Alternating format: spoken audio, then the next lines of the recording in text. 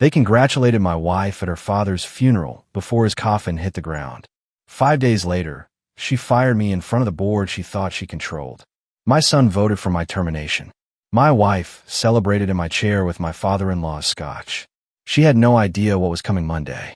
My name is James Stratton. I'm 47 years old, and I've spent the last 23 years building something I thought would outlast me. Not just a company, a legacy. My father-in-law, Richard Hartley, founded Hartley Medical Systems back in 1981. Medical imaging equipment, diagnostic machinery, the kind of tech that sits in hospitals across 48 states. When I married his daughter Victoria in 2001, I was a systems engineer with a Stanford degree and enough hubris to think I could revolutionize the industry. Richard saw something in me, said I reminded him of himself at 30. He wasn't sentimental about much, but he believed in competence. And I was competent. By 2007, when the company needed capital to survive the financial collapse, I didn't just write a check. I restructured the entire operation, renegotiated supplier contracts, streamlined production, cut overhead by 38% without laying off a single floor worker.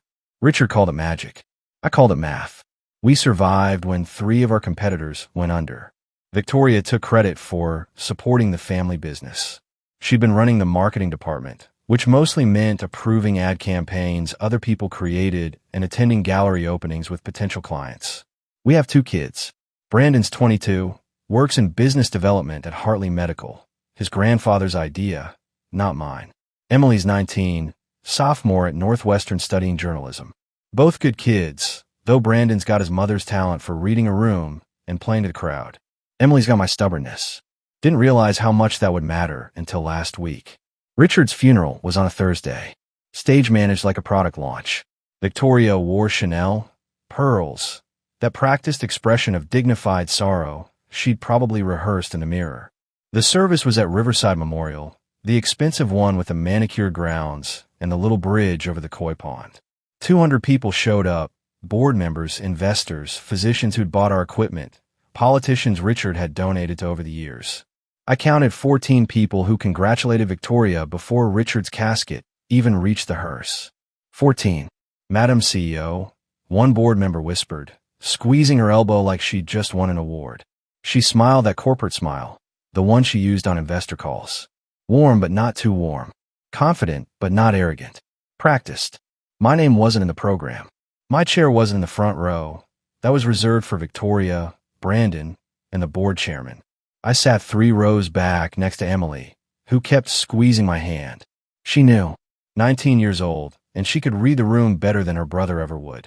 Victoria gave the eulogy. Talked about legacy, vision, the future of Hartley Medical Systems. Never mentioned that I'd save the company. Never mentioned the 70-hour weeks I'd put in, the supplier in Munich I'd flown to meet at 2 in the morning because of the time difference, the production line I'd personally redesigned to cut costs without sacrificing quality. Just legacy, vision, future. After they lowered the casket, people formed a receiving line. Victoria stood at the center, accepting condolences like she was accepting an inheritance, which, I suppose, she thought she was. Brandon stood next to her, playing the dutiful son, shaking hands with the same board members who'd forgotten my contributions. Emily stayed with me. Dad, Emily said quietly, why aren't you up there? Because I wasn't invited, I said. She looked at me, those sharp eyes that missed nothing. What's going on? Nothing yet, I told her. But it will. The unraveling started before Richard's body was cold. Monday morning, I tried logging into my email. Invalid password. I reset it, standard IT protocol. But by noon, my access to the financial databases had been revoked. By Tuesday, meeting invitations I'd sent the week before were mysteriously canceled and rescheduled without notification. People stopped CCing me on email chains I'd started. Wednesday morning, I drove to Hartley Medical's headquarters in Foster City like I had for 23 years. My keycard worked at the main entrance, but when I tried accessing the executive floor, the reader blinked red. Denied. Janet, the security supervisor, looked embarrassed. She'd worked there since 1998. Mr. Stratton, I'm sorry, but your executive credentials are under review. IT says it's temporary, just during the transition. Transition to what? I asked her. She wouldn't meet my eyes. I don't have details, sir. but I can escort you upstairs if you need. I didn't need an escort in my own building, but I took it. Janet walked me to the elevator, swiped her card, pressed 5. The ride up was silent except for the mechanical hum. When the doors opened, I saw my office, the one I'd occupied since 2004, with the door open and 2 people inside boxing up files. I walked down the hall to the conference room, where our weekly operations meeting was supposed to be happening. Through the glass wall, I saw Victoria at the head of the table. My seat. Brandon sat to her right, taking notes. 8 other executives filled the remaining chairs. My chair wasn't there. They'd removed it. Victoria saw me through the glass. Our eyes met for maybe 3 seconds. Then she turned back to her presentation, gesturing to a slide I'd created last month about Q4 projections. She kept talking. Nobody looked at me.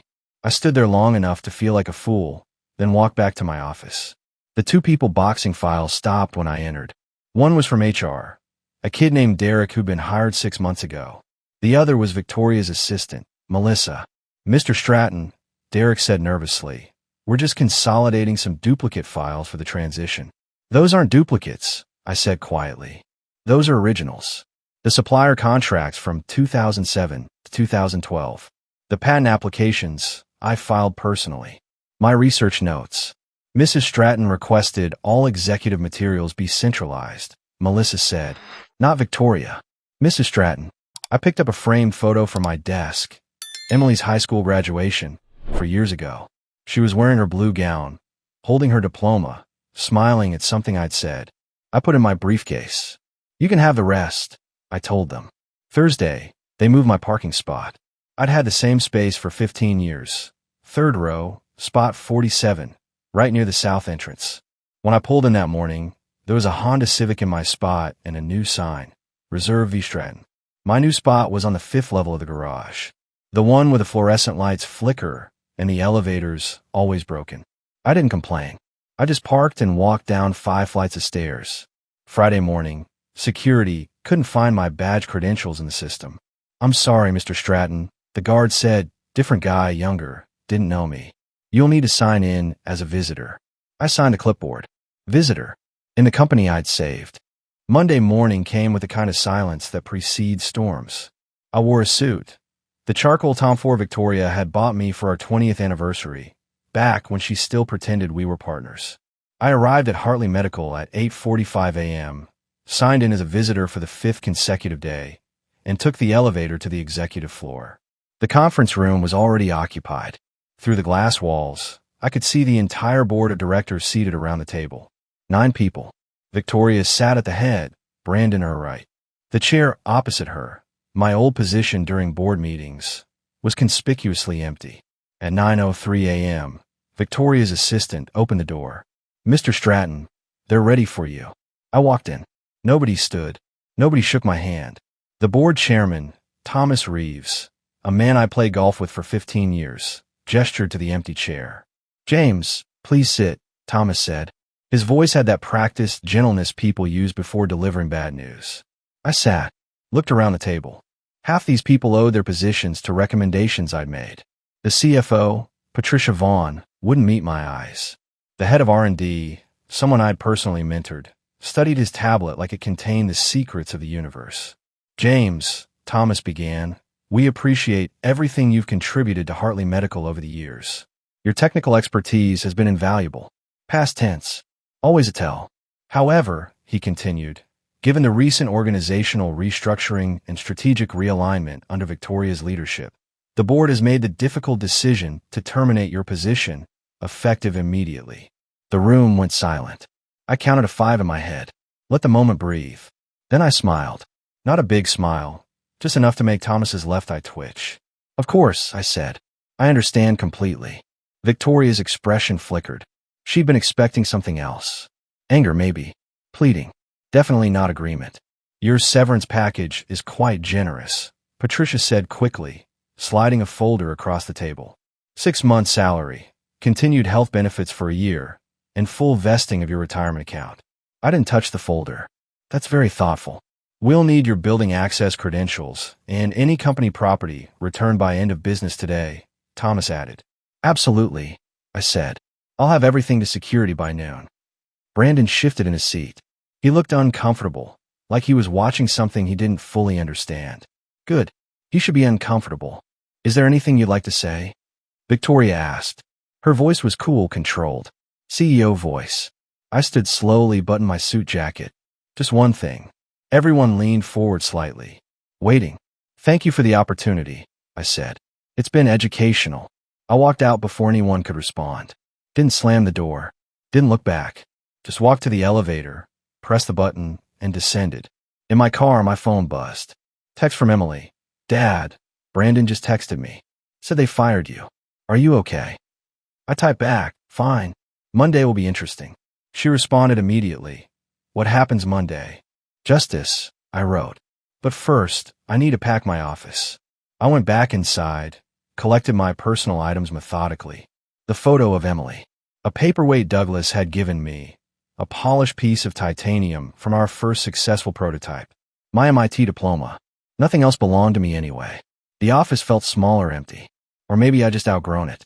By 11:47 a.m., I was done. Left my access badge on the desk, my company laptop, my parking pass. Walked out carrying a single cardboard box. The receptionist, Martha, had tears in her eyes. Mr. Stratton, this isn't right. It's exactly right, I told her. Trust me. The house was too quiet when I got home. Victoria's Mercedes wasn't in the driveway. She was still at the office, probably celebrating. But her presence lingered. Fresh flowers in the foyer, the kind she only bought for special occasions. A bottle of Macallan 25 on the bar cart, half empty. Richard's favorite scotch. She'd been toasting her victory. I walked through the house we'd bought together in 2005. 4,000 square feet in Atherton, backing up to the nature preserve. We'd hosted dozens of company dinners here. Richard had sat in the den every Thanksgiving, drinking bourbon and telling stories about the early days of Hartley Medical. That den was where I found her. Victoria sat in my leather armchair. The Eames I'd bought at an estate sale in 2008. The one she'd always said was too masculine for the room. She'd never sat in it before. Not once in 17 years. She had a crystal tumbler in her hand, 2 fingers of that Macallan. Her shoes were off, her stocking feet tucked beneath her. She looked comfortable, entitled. This is better for both of us, Victoria said without looking up. She swirled the scotch gently. You'll be happier outside the corporate structure. You were never really management material. I set my box down by the stairs. Is that right? You're brilliant technically, she continued, but you lack vision. Strategy. My father saw it too, toward the end. He knew the company needed someone who could think bigger picture. Your father told you that? I asked. He didn't have to tell me, she said. I could see it. The way he started consulting with me more, including me in board discussions. He was preparing me to lead. I walked toward the stairs. Stopped halfway up, turned slightly. Did you ever wonder why he gave me that office safe? I asked. Her hand paused mid-swirl. What safe? The one in my office. The biometric one. Key to my thumbprint. Your father installed it personally in 2012. Said it was for important documents. Her expression shifted. Not quite concerned, but close. What documents? Victoria asked. The ones you should have read before you fired me, I said. I continued up the stairs, leaving her sitting in my chair with her dead father's scotch, drunk on power she thought was hers. Behind me, I heard the glass clink against the side table. Heard her stand, her stockings sliding on the hardwood. James, she called up the stairs, what documents? I didn't answer, just walked into my study, closed the door, and called Arthur Hastings, Richard's personal attorney, the one who drafted the documents Victoria didn't know existed. Arthur, I said when he picked up. It's time. Monday, he asked. Monday, I confirmed. 9 a.m. sharp. Sunday evening, I met Arthur Hastings at his private office in Palo Alto. The building was one of those restored Victorians tucked between the glass towers and tech startups. Easy to miss if you didn't know what you were looking for. A brass plate by the door read, Hastings and Associates, Estate Law, in letters so small they discouraged walk-ins. Arthur had been Richard's personal attorney for 43 years. Handled his will, his trusts, the messy divorce from his first wife back in the 80s. When Richard called someone family, it meant something. Arthur was family. He was waiting in his office when I arrived, 71 years old, silver hair, wire-rimmed glasses, wearing a cardigan that had probably been expensive in 1987. A battered leather briefcase sat on his desk like a faithful dog. "James," Arthur said, standing to shake my hand. His grip was firm, steady. "I've been expecting this call for 6 years. Richard told you it would come?" I asked. "He told me exactly when it would come," Arthur replied. "He said, when I'm dead and Victoria fires him, that's when you open the vault." He unlocked the briefcase and pulled out a thick leather binder, the kind with brass corners and a clasp that looked like it belonged in a museum. Then came a sealed envelope, red wax seal, my initials pressed into it. Arthur slid them across the desk. "Everything's intact," he said. "I reviewed it again Friday. Not a single document has been challenged or superseded. Richard was meticulous." I opened the binder. Inside were dozens of documents, organized with colored tabs. Transfer agreements, equity purchase contracts. Some dated back to 2007, others more recent. All signed, notarized, witnessed. "The foundational equity transfer," Arthur said, tapping the first section. "When Hartley Medical needed capital in 2007, you provided $12 million. Richard structured it as a stock purchase, not a loan. 29% equity, voting rights included." I remembered that. Victoria had been pregnant with Emily. We'd used my signing bonus from a patent sale, money I'd been saving for a house. Richard had looked me in the eye and said, "This makes you family in the only way that matters." "Over the next 16 years, Arthur continued, "you acquired additional shares through various vehicles. Silent partnerships, custodial accounts, trust structures, all authorized by Richard, all documented." He flipped to another tab. "The marital equity clause. When you married Victoria in 2001, Richard established a spousal protection trust. If the marriage ended, or if there was proven corporate malfeasance affecting family interests, certain shares automatically transferred to the wrong party." "How many shares total?" I asked. Arthur pulled out a spreadsheet, slid it across. Numbers in neat columns. Percentages. Dates. Signatures. 62%, he said. "You control 62% of Hartley Medical Systems voting shares." The room went quiet except for the antique clock on a shelf, ticking like a heartbeat. "She doesn't know," I said. "Nobody knows except you, me, and the trustee at Wells Fargo who manages the holding accounts," Arthur confirmed. "Richard wanted it that way. He called it his insurance policy." "Against what?" "Against his daughter becoming someone he didn't recognize," Arthur said quietly. He loved Victoria, but he saw what she was becoming. Ambitious without substance. Entitled without effort. He told me once, if she tries to erase James, she's erasing the wrong man. I picked up the sealed envelope, broke the wax. Inside was a single sheet of Richard's personal stationery, his handwriting in blue ink. "James, if you're reading this, I'm gone and my daughter has made a terrible mistake. I'm sorry I couldn't fix her. I tried. What I could fix was the company. It's yours now. Don't let her destroy what we built. Richard." I folded the letter carefully, put it back in the envelope. "What's the plan?" Arthur asked. "Tomorrow morning, we file the notice of extraordinary shareholder meeting," I said. "Clause 12C of the corporate bylaws requires immediate board assembly when majority shareholder demands restructuring review. They'll fight it," Arthur warned. "Let them," I said. "The documents are airtight." "You made sure of that." Arthur smiled, the first genuine expression I'd seen from him. "Your father-in-law didn't hire me for my personality. He hired me because I don't lose." We spent the next 2 hours reviewing every document, every signature, every contingency. By the time I left, it was past midnight. The city lights blinked below like a circuit board powering up for battle. I texted Emily. "Tomorrow changes everything." She replied instantly. "Good. Mom's been impossible since the funeral. She's about to get worse." I typed. "Then she's about to get quiet." At exactly 9:01 a.m. Monday morning, the email landed in every board member's inbox simultaneously. Subject line, "Notice of Extraordinary Shareholder Meeting, Clause 12C." I wasn't there to see their faces, but Arthur had described what would happen. The initial confusion. The second read, slower this time. The realization. The email was surgical. To the Board of Directors of Hartley Medical Systems. Per Clause 12C of the Corporate Bylaws, as amended 2012, The undersigned majority shareholder hereby demands an extraordinary meeting to address the following. 1. Immediate dissolution of current executive appointments. 2. Review of all equity distributions and voting rights. 3. Restructuring of board composition and leadership. Meeting convened today, Monday, December 9th, 12 p.m., Executive Boardroom. Attendance is mandatory per shareholder rights.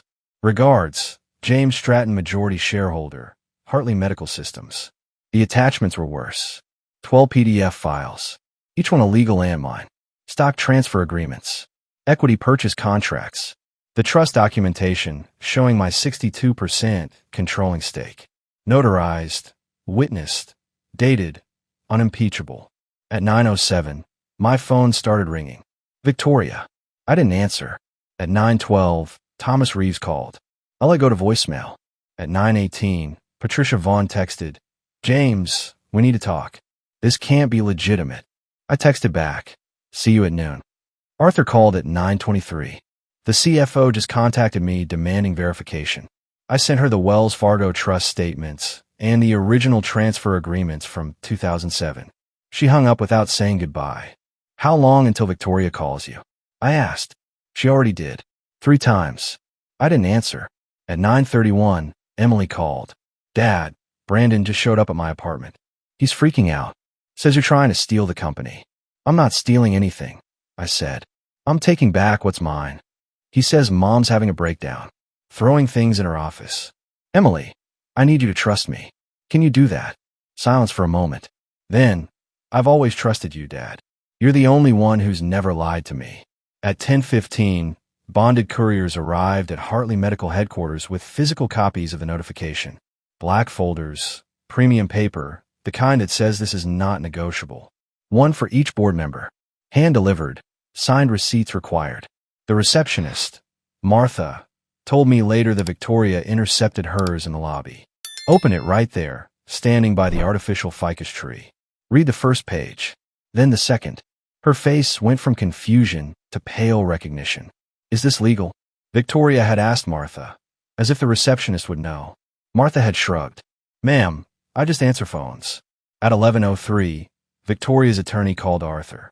Demanded to know where the shares came from, who authorized the transfers, whether there were any procedural violations. Arthur's response was a masterpiece of legal brevity. Every document was executed by Richard Hartley personally, filed with appropriate regulatory bodies, and held in trust per California corporate law. If you'd like to challenge their validity, I'll see you in court. Otherwise, see you at noon. At 11:47, I arrived at Hartley Medical. Walked through the front entrance. Martha's eyes went wide. Mr. Stratton, she said softly. Should I? No visitor badge today, Martha, I said. Not anymore. I took the elevator to the 5th floor.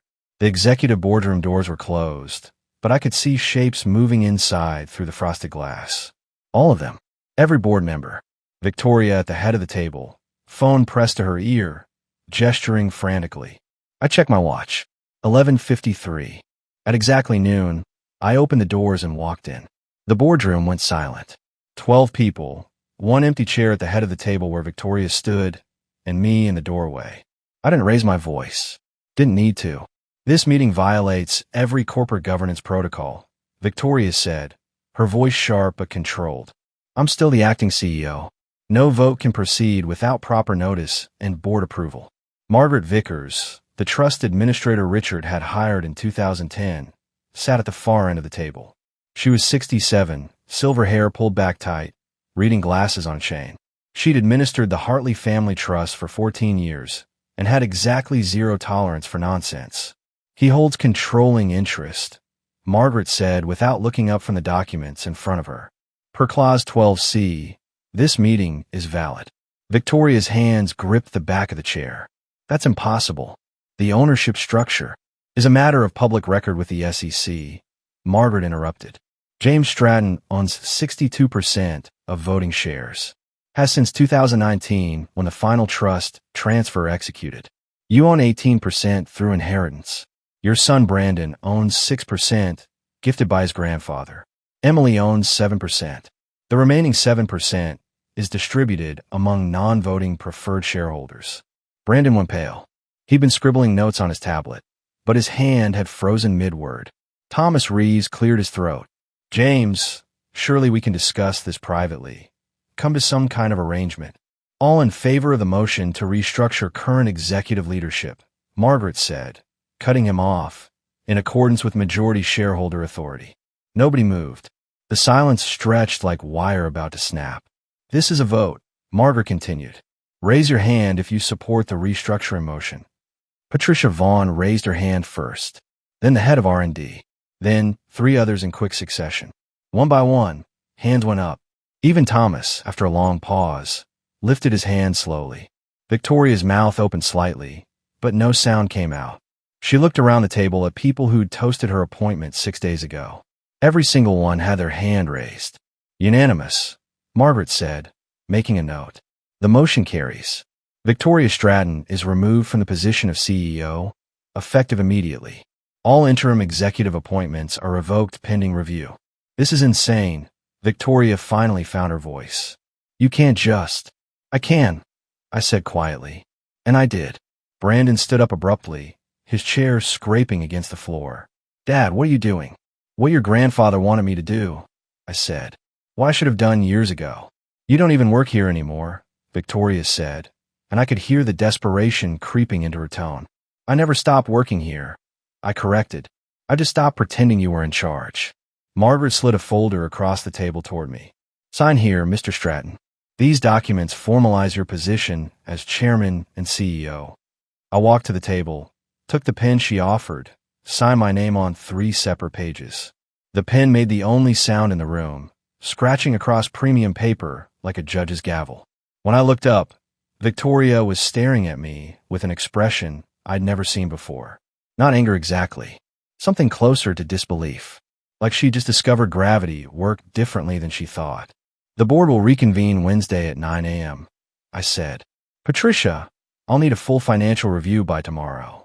Thomas, audit the last 6 months of executive decisions. Everyone else, your positions are secure pending performance review. I looked at Victoria. You're welcome to attend Wednesday's meeting as a minority shareholder, but you'll need to sit in the gallery, not at the table. Brandon grabbed his mother's arm. Mom, let's go. Please. For a moment, I thought she might argue, might make a scene. Instead, she picked up her phone and her portfolio, straightened her jacket, and walked toward the door.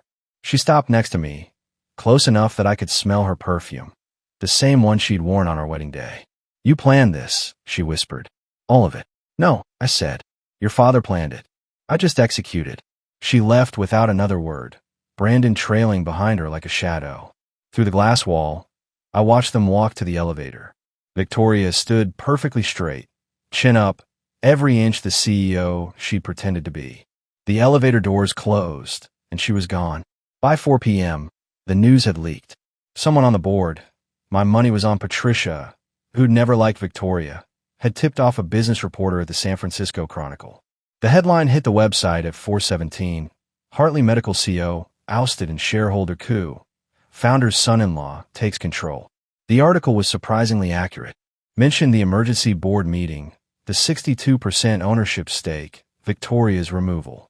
What made it viral was the final paragraph. A quote from an unnamed source describing Victoria's termination of me 5 days earlier as the most expensive mistake in Bay Area corporate history. By 4:30, the story had been picked up by TechCrunch and Business Insider. By 5, it was trending on LinkedIn. Someone found our wedding photo. Victoria in that dress she'd spent $18,000 on, me in a rented tux that didn't quite fit. The caption, guess who really married into money? My phone started buzzing around 5:15. Texts from former colleagues, investors, people I hadn't talked to in years. Most were congratulatory. A few were clearly fishing for inside information. Emily called at 5:42. Dad, it's everywhere. Brandon's losing his mind. Mom locked herself in her office and won't talk to anyone. How are you doing? I asked her. I'm good, Emily said, and I could hear the smile in her voice. Actually, I'm really good. Grandpa always said you were the smartest person in the room. Guess he wasn't kidding. Your mother made her choice, Emily interrupted. I made mine too. I'm proud of you, Dad. That hit harder than I expected. Thank you, sweetheart. There's something you should know, Emily said. Brandon showed me a memo Mom wrote 6 months ago. She was planning to force you out even before Grandpa died. Had the whole strategy mapped out. 6 months. While Richard was still alive, fighting cancer, Victoria had been planning my removal. Where did Brandon get the memo? I asked. He found it in Mom's office after the board meeting. He's really shaken up, Dad. I think he's starting to realize what she is. At 6:03, Victoria's attorney, a sharp-dressed shark named Preston Hale, sent Arthur a cease and desist letter demanding we retract all slanderous claims and restore Victoria to her position. Arthur responded with a single-sentence email. See you in court, counselor. Bring documentation. The real damage started showing up around 7 p.m. A tech blogger who specialized in corporate drama had somehow obtained an internal email Victoria sent 3 months ago. Subject line, Operational Efficiency Review. In it, she described me as legacy overhead and suggested my technical contributions, while historically significant, no longer align with our strategic vision. Legacy overhead. The man who'd saved the company was overhead. The blogger ran it with the headline, How to Insult Your Majority Shareholder, a case study in corporate stupidity. It got worse. At 7:34, someone leaked a recording from the board meeting where Victoria had fired me. I don't know who recorded it, probably someone's phone under the table, but the audio quality was clear enough. Victoria's voice, cold and corporate. We're terminating your position, effective immediately. Then my response, calm, measured, almost amused. Of course. I understand completely. Monday will be interesting. That clip went viral. By 8 p.m., it had 500,000 views on Twitter. People were making memes. Monday will be interesting became an instant catchphrase for unexpected revenge. At 8:47, my phone rang. Unknown number. I almost didn't answer, but something made me pick up. Mr. Stratton. A woman's voice, professional but warm. This is Jennifer Cole from 60 Minutes. We'd love to talk to you about doing a segment on corporate governance and family businesses. Would you be interested? Not at this time, I said. But thank you. If you change your mind. I won't, I said, and hung up. The house was quiet when I got home at 9:30. Victoria's car was gone. Her closet was half empty. She'd taken clothes, toiletries, her jewelry box, left everything else. There was a note on the kitchen counter, her handwriting sharp and angry. This isn't over. I crumpled it up, threw it in the trash. My phone buzzed. Text from Emily. Mom's at the Four Seasons. Brandon's with her. I'm staying at Sarah's place tonight. Are you okay? I texted back. I'm fine. Get some rest. Tomorrow's going to be busy. I poured myself 2 fingers of the Macallan, the bottle Victoria had been drinking from, and sat in my chair. My chair in my house, in my company. The silence felt like victory. Wednesday's board meeting started at 9 a.m. sharp. I arrived 15 minutes early, carrying Richard's old leather portfolio, the one he'd used for 40 years, worn smooth at the corners, initials embossed in gold that had faded to bronze. The boardroom felt different now. My name was on the door placard. Chairman and CEO. The chair at the head of the table was mine, not by theft, but by documentation older than Victoria's ambitions. Patricia had the financial review ready. She slid it across the table as board members filed in. 9 people, same faces as Monday, different energy. They knew who was in charge now. Before we begin, I said, I want to address the pension fund. The room went still. Patricia's jaw tightened. Over the past 8 months, I continued, $4.2 million was transferred from the Employee Retirement Fund to a discretionary account labeled Executive Operational Flexibility. Can you explain that, Patricia? She cleared her throat. Those transfers were authorized by the acting CEO as short-term loans to cover cash flow gaps during the transition period. Victoria authorized raiding the pension fund. I asked. She said it was temporary, that the money would be replaced within 60 days. It's been 8 months, I said. Where's the money? Patricia pulled out another folder, slid it to me. Bank statements, wire transfers, a paper trail that led exactly where I thought it would. Victoria had used the pension money to fund consulting contracts with firms that didn't exist. Shell companies. Her personal slush fund. This is embezzlement, Thomas Reeves said quietly. This is federal fraud, I corrected. And every person in this room who knew about it shares liability. I didn't know, Patricia said quickly. I found out Monday when I started the audit. I was going to report it. Were you? I asked. Or were you going to bury it like you buried the other irregularities? Her face went pale. I'm not. You're suspended, I said. Effective now, pending a full investigation.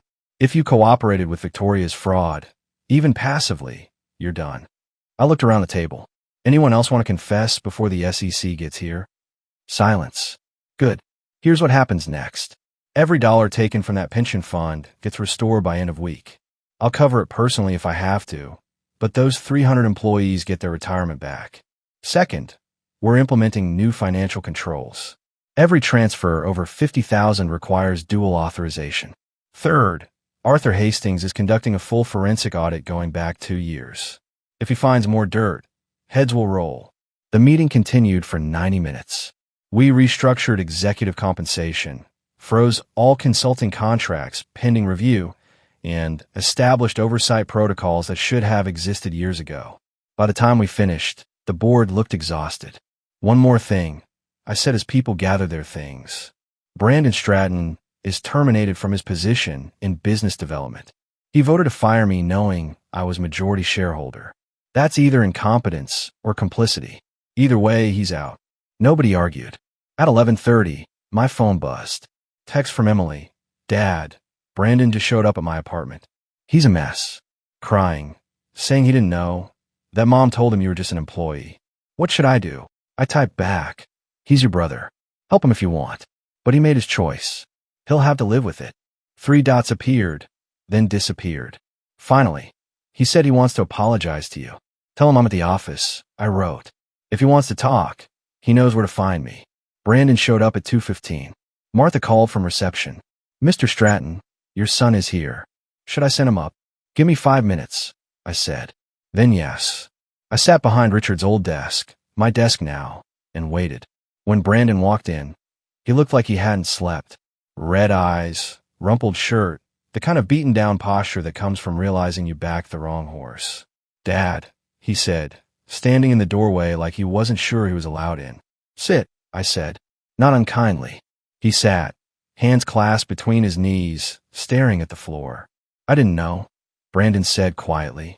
About the shares, about Grandpa's plan, about any of it. Mom said you were just technical staff, that Grandpa was grooming me to take over eventually. She said firing you was necessary for the company's future. And you believed her, I said. She's my mother, he said, looking up. Why wouldn't I believe her? Because you're 22 years old, not 12, I said. Because you've worked here for 3 years, and you've seen how this company operates. Because you were in those meetings when I presented the R&D strategy, when I negotiated with suppliers, when I saved contracts your mother was about to lose. You saw all of it, Brandon. You just chose not to see.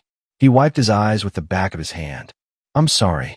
Sorry doesn't restore the pension fund, I said. Sorry doesn't undo voting to fire your own father. Sorry is just a word people use when the consequences show up. I know, he whispered.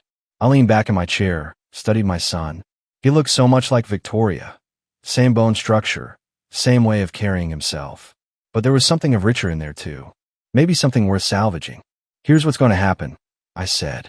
You're fired from Hartley Medical. That's not negotiable. What you do next is up to you. You can run back to your mother. Let her convince you I'm the villain. Spend the rest of your life blaming me for ruining her coronation. Or you can grow up, learn from this, and figure out what kind of man you want to be. What would Grandpa want me to do? Brandon asked. Your grandfather would tell you that character isn't inherited, I said. It's built. One decision at a time. Starting with whether you walk out of here blaming everyone else or accepting that you made a mistake. Brandon stood slowly. Can I call you sometime? Not about work. Just as my dad. You've always been able to do that, I said. You just have to decide if you want to. He nodded, turned toward the door, stopped halfway. Mom's planning something. I don't know what, but she's been on the phone with lawyers all week. She told Tyler that you haven't won yet. Thanks for the warning, I said. After he left, I sat alone in the quiet office. Outside, the sun was setting over Foster City, painting the sky in shades of orange and purple. Richard used to say that sunset was the best time to make decisions, when the day's noise had faded and you could think clearly. My phone buzzed. Text from Arthur. Victoria's attorney filed an injunction. trying to freeze all corporate decisions pending ownership dispute. Judge threw it out. Said the documentation is too solid to challenge. She's got nothing left. I didn't respond. Just watched the sun slip below the horizon and felt something I hadn't felt in months. Peace. The legacy dinner was my idea. Not a celebration. Richard would have hated that. Just a quiet gathering of the people who'd built Hartley Medical before it became a brand, back when it was just an idea in a workshop in San Mateo. We held it at the Rosewood Hotel in Menlo Park, private dining room, 60 people. Engineers who'd worked the first production line. The sales rep who'd landed our first hospital contract in 1984. The regulatory specialist who'd gotten our imaging system FDA approved when everyone said it was impossible. Richard's original investors, the ones who believed in him when medical equipment meant bedpans and thermometers, not diagnostic machinery that saved lives. I didn't invite Victoria. She wasn't on the guest list because she'd never been part of the building, only the taking. The room was warm, understated. String quartet playing something classical, but not stuffy. Linen tablecloths, simple flower arrangements, the kind of evening Richard would have approved of. No press, no photographers, no performance. Just the right people saying the right things. I stood to speak around 8:30, after dinner, but before dessert. The room quieted. Richard Hartley built something that mattered, I said. Not because it made money, though it did, but because it solved problems. When a hospital in Des Moines needed imaging equipment they could afford, Richard made it affordable. When a clinic in rural Montana needed parts, Richard made sure they got them. He didn't build this company for legacy. He built it because people needed what we made. I looked around the room. Gray hair, lined faces, people who remembered when success meant shipping 5 units in a month instead of 500. Some people inherit titles. I continued. Others inherit responsibility. Richard knew the difference. That's why he trusted the company to people who understood what building actually means. Not the marketing, not the brand positioning, not the quarterly earnings calls. The work. The actual work. Quiet applause. Genuine and warm. These weren't people who clapped for performance. They clapped for truth. After the speech, I worked the room. Shook hands. Heard stories about Richard I'd never heard. The engineer who remembered Richard personally rewiring a prototype at 2 a.m. because the contractor had done it wrong. The accountant who recalled Richard taking a pay cut during the recession so they wouldn't have to lay off assembly workers. Your father-in-law was the real deal, one of the original investors told me. Rare breed. Cared more about the work than the credit. I'm glad he trusted you with this. So am I said. At 9:40, I stepped outside for air. The hotel's garden was quiet, just the sound of water from a fountain and the distant hum of traffic on 101. I loosened my tie, breathed in the cool November air. Dad, I turned. Emily stood in the doorway, backlit by the warm glow from inside. I thought you were at school, I said. I drove down, she said, walking over. Couldn't miss this. Grandpa would have wanted me here. We stood together in the garden, father and daughter, watching the fountain recycle the same water in endless loops. Mom called me today, Emily said. Wanted me to convince you to settle. Said she'd drop all the legal challenges if you gave her a seat on the board and a consulting position. What did you tell her? I told her that Grandpa didn't leave her the company because she never learned to build, only to take. Then I hung up. I put my arm around her shoulders. That was harsh. That was honest. Emily corrected. There's a difference. Inside, the quartet started playing again. Someone laughed, the sound carrying through the open door. What happens now? Emily asked. With the company, with Mom, with everything. Now we build, I said. Same thing we've always done. We make equipment that works, we pay our people fairly, we honor the pension fund, and we remember why Richard started this in the first place. And Mom, your mother has 18% of a company she tried to steal, I said. She'll get dividends, attend shareholder meetings, and live comfortably. But she'll never run Hartley Medical. That ship sailed the day she fired me. Good, Emily said quietly. We walked back inside together. The party continued until just past 11, people drifting out in pairs and small groups, promising to stay in touch, to remember the old days, to honor what Richard had built. By 11:30, it was just me and Arthur Hastings, sitting in the empty dining room with cold coffee and the satisfaction of a job well done. Richard would be proud. Arthur said. Richard made this possible, I said. I just followed his instructions. You did more than that, Arthur countered. You protected what he built. That's worth something. 8 months later, Hartley Medical announced its most profitable quarter in company history. We'd restored the pension fund, renegotiated supplier contracts, and landed 2 major hospital networks. Brandon had enrolled in a graduate program at Berkeley, studying business ethics of all things. He called every Sunday. We were working on it. Victoria settled in Santa Barbara, consulting for medical startups, using her maiden name professionally. Hartley Consulting. She tried to build her own legacy, separate from the company she'd lost. I heard she was moderately successful. I didn't follow too closely. Emily finished her journalism degree and joined the company's communications department. Not because I gave her the job, but because she earned it. Richard would have liked that. Sometimes late at night in my office, I'd sit in the chair Richard had used and think about the choice he'd made all those years ago. Trusting me with his company instead of his daughter. Building protections she never knew existed. Planning for a future where competence mattered more than blood. He'd seen something in me I hadn't seen in myself. Or maybe he'd just seen Victoria clearly and made the only choice that made sense. Either way, Hartley Medical System survived. Not because of a name or a legacy or an inheritance. Because of the work. The actual work. And that, I thought, was exactly how Richard would have wanted it.